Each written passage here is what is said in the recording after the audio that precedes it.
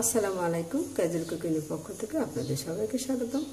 আজ আমি গরুর পায়া বা নলা রান্না করব। খুব সহজে আর অনেক মজা করে রান্না করব।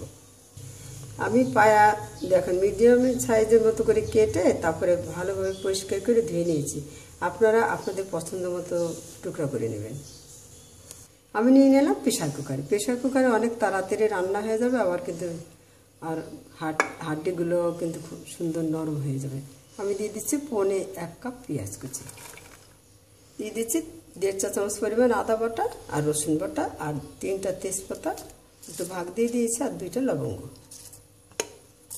দিয়ে দিচ্ছি। গুঁড়া মশলা পরিমাণ মতো হলুদ গুঁড়া আর মরিচ গুঁড়া আর ধনিয়া গুঁড়া 1 টেবিল চামচ, আর জিরা গুঁড়া 1 চা চামচ, আর স্বাদ মতো লবণ দিয়ে দিলাম। 2টো এলাচ দিলাম, আর ছোট 2 টুকরা দারচিনি দিয়ে দিলাম। 1/2 চা চামচের মতো আস্ত জিরা দিয়ে দিলাম। 1/2 চা চামচ গরম মশলা দিয়ে দিলাম। আমি এখানে 2 টেবিল চামচ আরও 1/2 টেবিল চামচ তেল দিয়ে দিলাম। আমি দিয়ে দিলাম সরিষার তেল। আপনারা রান্নার তেলও ব্যবহার করতে পারেন, তবে সরিষার তেল দিয়ে রান্না করলে কিন্তু আরও বেশি ঘ্রাণ হবে এবং মজা হবে। হাত দিয়ে আপনারা উল্টে পাল্টে মেখে নিতে পারেন, অথবা এরকম একটা চামচ বা এরকম একটা খুন্তি দিয়ে আপনারা মেখে নিতে পারেন উল্টে পাল্টে। আমি যখন মেখে নিচ্ছি অনেক সুন্দর ঘ্রাণ বের হয়েছে। এবার আমি দিয়ে দিচ্ছি ছোট মিডিয়াম সাইজের 1 টুকরা পিউরি দিয়ে দিচ্ছি টমেটো, আপনারা বাদও দিতে পারবেন। আমি দিয়ে দিলাম সংরক্ষণ করা পিউরি।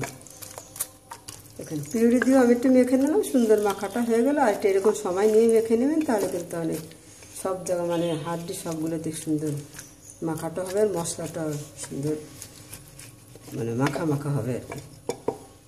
এবার আমি চুলায় বসিয়ে দিলাম আর পানি দিয়ে দিচ্ছি। পরিমাণ মতো পানি দিতে হবে, অথবা আমি দিয়ে দিলাম 1.25 লিটার মতো পানি দিলাম। কারণ ঝোল এই নলাটার কিন্তু ঝোলই অনেক মজা। এবার আমি ঢাকনা লাগিয়ে দিচ্ছি। এবার আমি 1 ঘন্টা রান্না করে নেব। দেখেন কত সুন্দর হচ্ছে রান্না। এখনও 40 মিনিট হয়ে গিয়েছে। আমি আরও 10 মিনিট রান্না করে নিলাম, তারপর আমি চুলাটা এবার বন্ধ করে দিচ্ছি। আর আমি আরও 5 থেকে বা 10 মিনিট আমি এইভাবে রেখে দেবো, তাহলে ঢাকনাটা খুলে নিতেও সহজ হবে আর দমও একটু কিছুক্ষণ থাকবে। এবার আমি প্রেশার কুকারের মুখটা খুলে নিলাম। দেখেন কত সুন্দর হয়ে গিয়েছে। এবার আমি ঢেলে নিব। এবার আমি একটু ধনিয়া পাতা কুচি দিয়ে দিচ্ছি ছিটিয়ে, আর দিয়ে দিচ্ছে আদা কুচি। আমি একটু পাতলা পাতলা চিকন চিকন করে আদা কুচি নিয়েছি। আদাটা যখন একটু মুখে পড়বে তখন অনেক মজা লাগবে। আর আপনারা যখন পরিবেশন করবেন খাবেন, তখন আপনারা লেবু দিয়ে খাবেন, তবে কিন্তু আরও বেশি মজা লাগবে। হয়ে গেল। দেখেন খুব সহজেই রান্না করে নিলাম গরুর পায়া বা নলা। আপনারা যদি মানে পায়ার পরিমাণ বেশি হয়, তাহলে আপনারা তাই বুঝেই পানি দিবেন, আবার তাই বুঝে আপনারা মশলা দিবেন। ভিডিওটা আপনাদের সবাইকে ধন্যবাদ। ভালো থাকুন, সুস্থ থাকুন। আল্লাহ হাফেজ।